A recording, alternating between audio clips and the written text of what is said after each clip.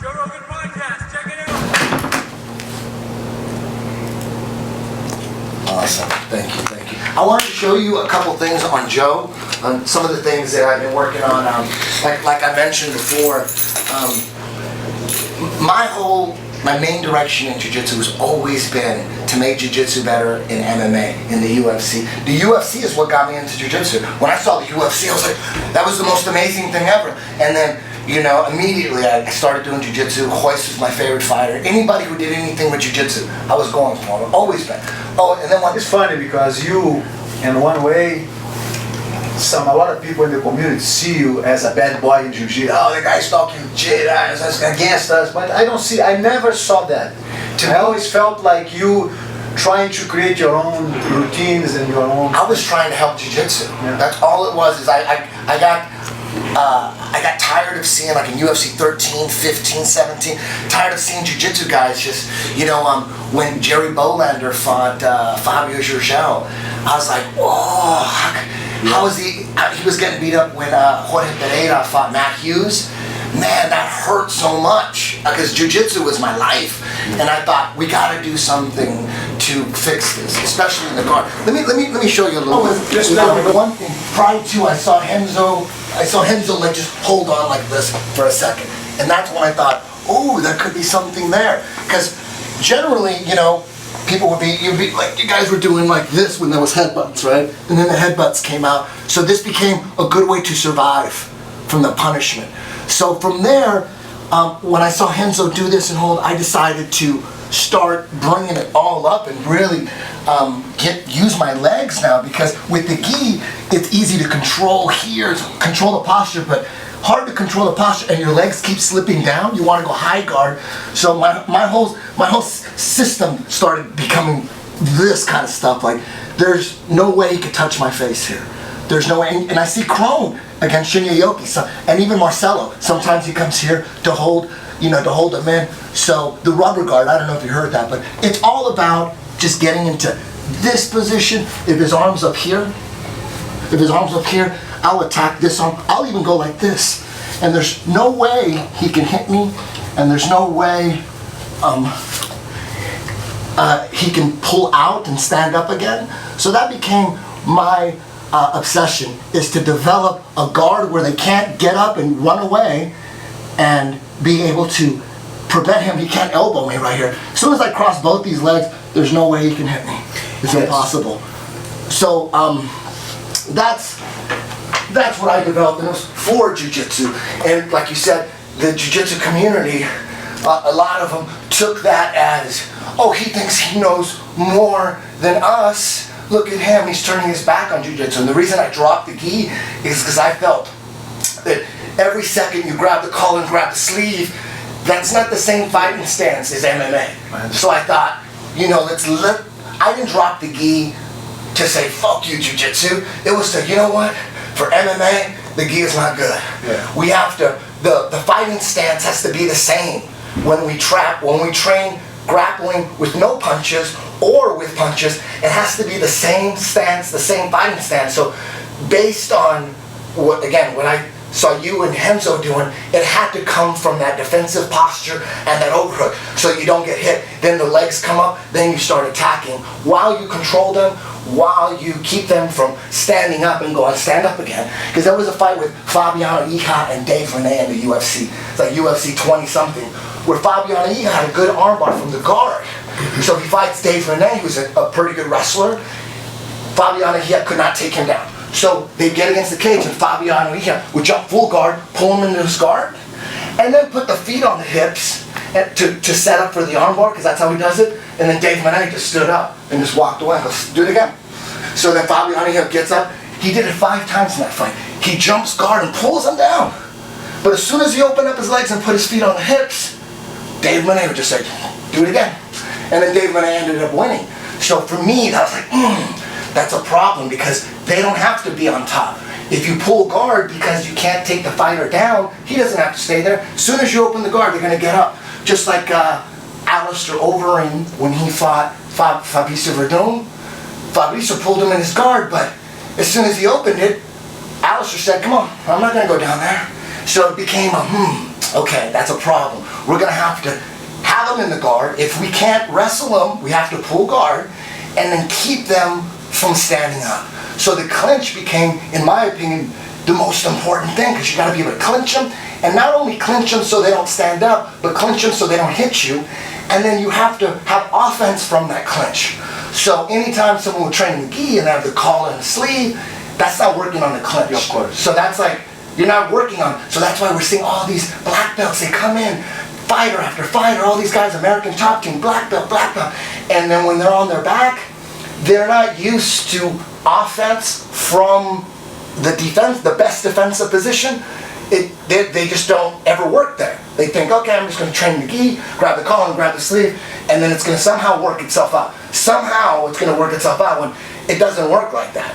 Like if you're practicing your fighting stance like this, but in a fight you have to go here, it's going to be different. Of course. You should have been practicing like this. Of course. So that was my philosophy, and everything I've ever done, every little tweak I've ever done to jiu-jitsu, some people in the jiu-jitsu community, Carlinhos, #1 guy, he thinks that I'm doing it to think that I'm the best guy and that I'm better than jiu-jitsu. You just Oh, look at he dropped the gi. better ways. Yeah, look, he dropped the gi. He hates jiu-jitsu, he's betraying. I'm like, it's not like that. Yeah. He even called John Jock and said, Porra, Eddie Bravo, what's he doing? He taking off the gi, you gave him a black belt. Because I said, if I ever teach jiu-jitsu, I'm going to teach without the gi, just to do my part for MMA. You can keep the gi and you can train the gi, you can do the mundials, but I need to focus and dedicate myself to I'm trying to improve jiu-jitsu in MMA. That's all I was ever trying. For jiu-jitsu, not for sambo, not for wrestling, not for striking. I'm jiu-jitsu pure blood. Pure blood.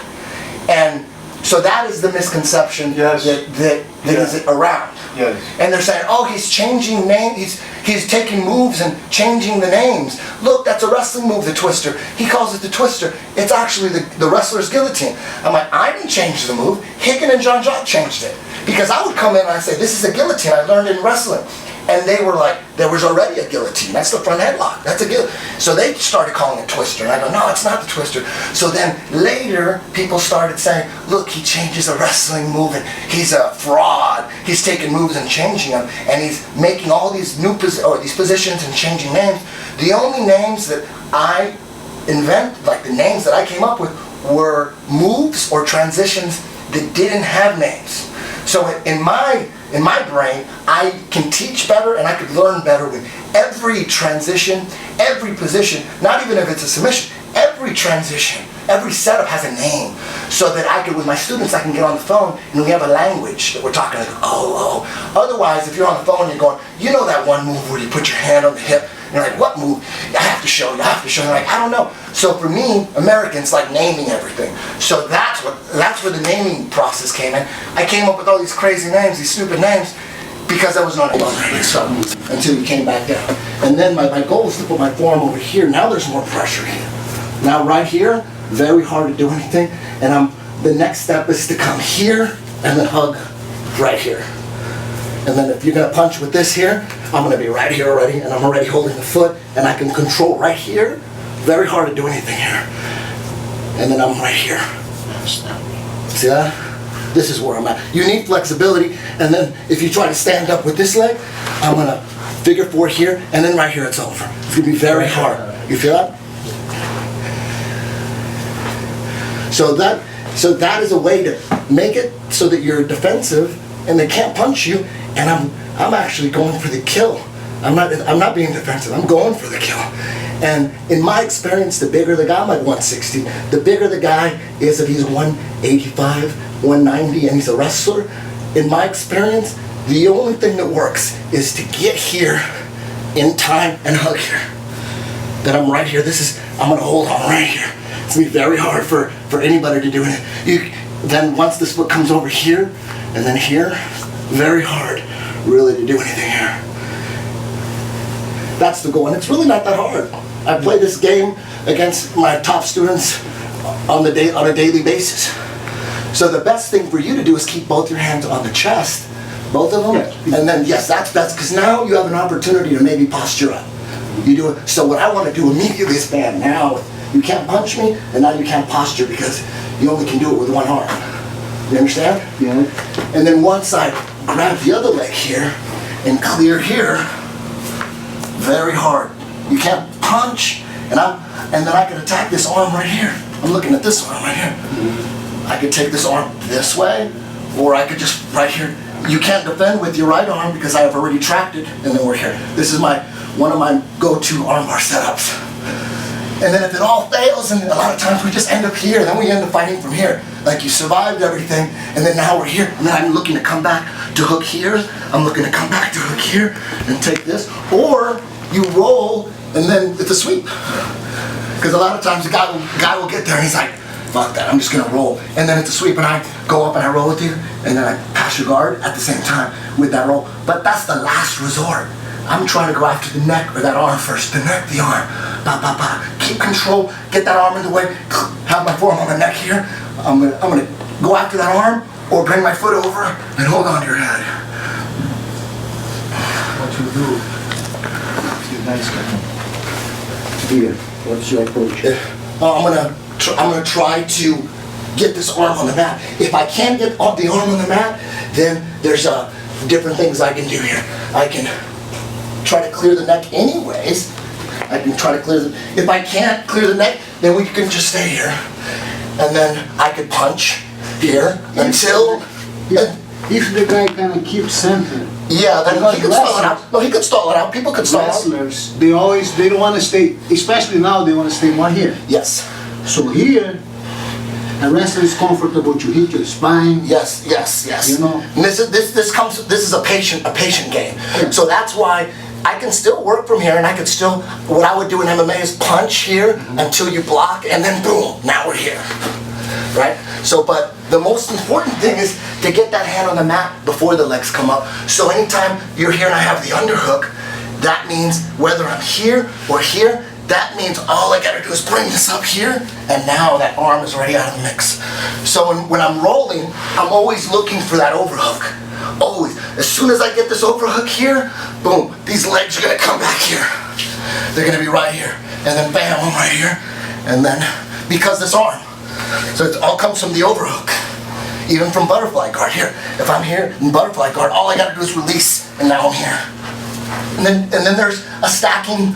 You have to be patient, nothing's quick. It might fail, you might pull out of it, but then we go back to it again. If some guys pull out, they're sweaty, just like you're trying to take them down, you didn't take them down, you set it up again. Try to take them down, didn't work. Like with Joe, it takes me 4 times to get him in anything, because he'll pull out, he's seen it so much when we're rolling, he'll pull out, and then we gotta start again. Boom, he's smashing, and then he pulls out, and then we start again. And then boom, like on the 4th one, boom, I caught him, the foot's on, it's a battle. So it's just like takedowns, you keep trying to take a guy down, and meanwhile, even though it's failing, you can get hit, because the way to defend it is to stack and stay tight and not do anything. The way to stop it is don't punch, because as soon as you punch, unless it knocks me out, that one punch, your hand's already on the mat, boom.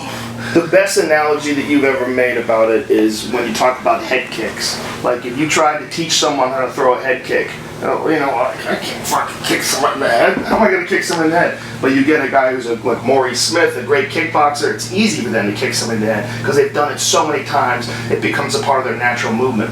Once you develop the type of guard that he has, I tell everybody, if you don't roll with him, you don't understand what's possible. Once you roll with him, his legs are like arms and they're moving in positions that you don't come to expect in normal training. And until you experience it, you don't know the possibilities. I think that's the next level of MMA. I think what he's doing right now is going to be, we're seeing all these new like wheel kicks and new techniques in striking. That's the next thing, is his guard techniques. I really believe it. It all started from watching Henzo do this. That's all. And I'm like, that's because I was a high guard player with the gi. No gi, the legs keep slipping. The legs keep slipping, so it's hard to attack. So then we're like, let's just keep the leg up here. I think that feeds the necessity to keep the guy close. Yes. I think in that matter is a really effective. But again, if the guy try to be defensive,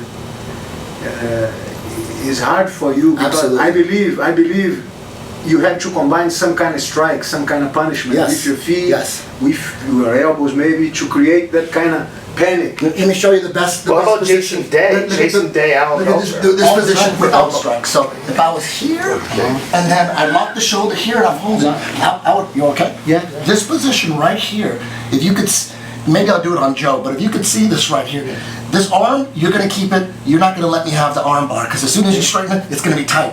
So all I'm gonna do is just throw elbows right. I have the perfect angle to come down at this angle right here. See the pow, pow, pow. That's. Let me, Joe. And then setting up the armbar. Look, and this is very common in my style right here. Getting here, I'm keeping this tight. See, in this position right here, I call this muddy waters here. He can't do anything, and I have full rein on his elbow.